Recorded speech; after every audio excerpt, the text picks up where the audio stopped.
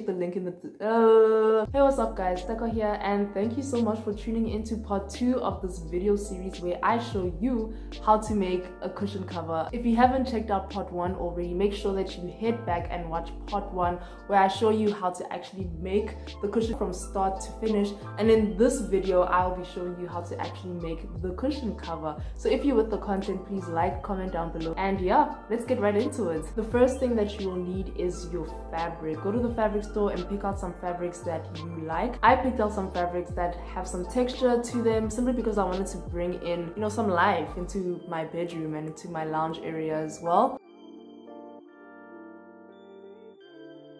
Now, if you got material or fabric that doesn't have a lot of texture, then you can go ahead and cut your fabric with scissors. But what I did, I turned the fabric over so that the wrong side is facing me, traced the pattern on using the template that I drew out, and then went ahead with the razor, only cutting through the actual backing of the fabric so that I don't mess up the fur, the actual fabric that is on the material. And this is more evident with the fur because the actual fur is quite long. If I went through it with the scissor, I would be cutting some of the strands shorter than the other strands.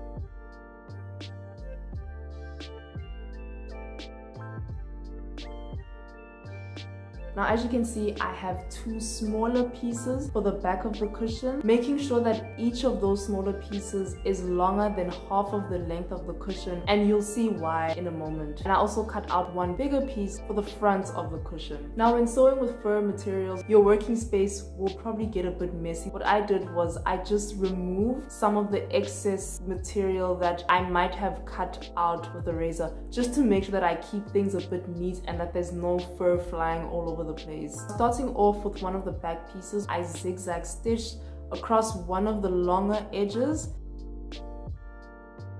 Take that same edge that you just went over with a zigzag stitch, fold it over about 1 inch, pin it down, and sew that down with a straight stitch. Once you've done this to both your back pieces, take your front piece, lay it right side facing up, and take one of your back pieces, lay it right side facing down on top of the front piece, and do words, making sure that the piece that you had just sewn on the back piece is in the middle of the front piece, and pin the opposite end down.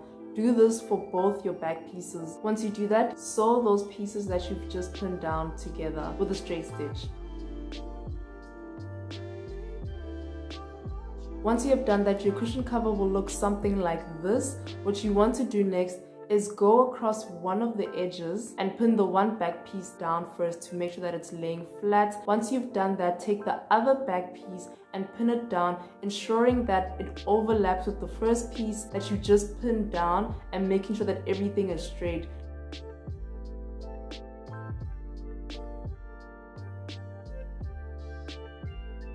Now, sewing this for me was a bit of a challenge because there was a lot of material by those overlapped pieces, but just a few tugs, a bit of pushing through the sewing machine, and everything was okay.